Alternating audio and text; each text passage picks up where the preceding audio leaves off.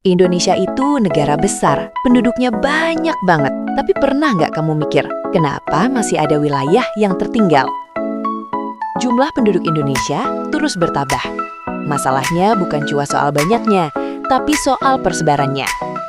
Pulau Jawa jadi pusat pekerjaan, pendidikan, dan ekonomi. Sementara, banyak daerah lain belum berkembang maksimal. Padahal wilayah-wilayah itu punya sumber daya alam luar biasa. Inilah yang disebut dinamika kependudukan.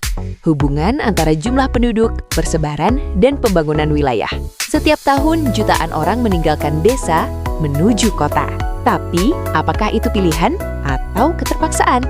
Fenomena ini disebut urbanisasi, perpindahan penduduk dari desa ke kota, atau dari kota kecil ke kota besar demi pekerjaan dan pendidikan.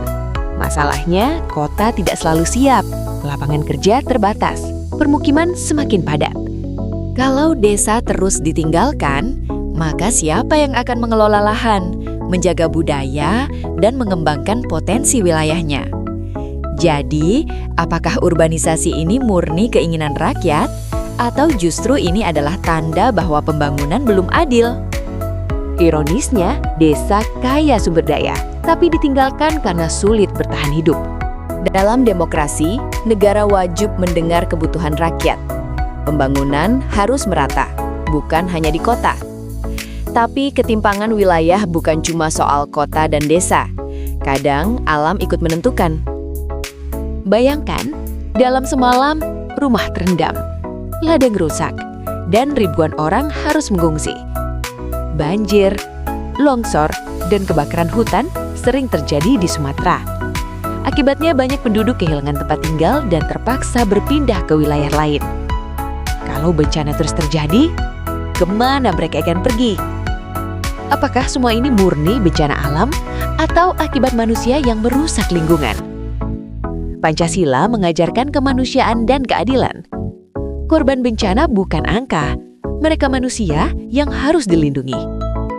Setelah bencana berlalu, sebenarnya apa yang masih dimiliki sebuah wilayah? Indonesia punya potensi luar biasa. Pertanian, laut, hutan, dan pariwisata. Sayangnya, banyak potensi ini yang belum benar-benar menyejahterakan masyarakatnya. Kalau potensi wilayah terus diabaikan, apakah penduduk harus terus pindah ke kota? Wilayah kaya sumber daya, tapi fasilitas pendidikan dan kesehatan masih minim. Padahal tujuan nasional kita jelas, yaitu salah satunya adalah memajukan kesejahteraan umum. Indonesia punya pedoman hidup berbangsa yang menjadi ideologi negara, yaitu Pancasila. Dan demokrasi Pancasila mengajarkan musyawarah untuk mufakat demi mencapai keadilan bagi seluruh rakyat. Selain itu, tujuan nasional Indonesia yang lainnya adalah melindungi seluruh bangsa dan menciptakan kesejahteraan. Namun kenyataannya, ketimpangan wilayah masih terjadi. Artinya, nilai Pancasila belum sepenuhnya diterapkan. Maka, kita harus menerapkannya dalam tindakan nyata, bukan sekedar dihafalkan. Indonesia punya wilayah luas, budaya beragam, dan sumber daya melimpah. Tapi, masa depannya bergantung pada satu hal, yaitu peran generasi mudanya. Sekarang, pertanyaannya adalah, sebagai generasi muda Indonesia, ide kreatif apa yang dapat kamu berikan untuk meningkatkan potensi wilayah sebagai wujud cinta tanah air dalam konteks Negara Kesatuan Republik Indonesia? Apakah mencintai Indonesia cukup dengan kata-kata? Atau harus dibuktikan dengan tindakan nyata? Sekecil apapun itu, karena Indonesia tidak dibangun oleh satu orang besar, tetapi oleh jutaan langkah kecil yang dilakukan bersama.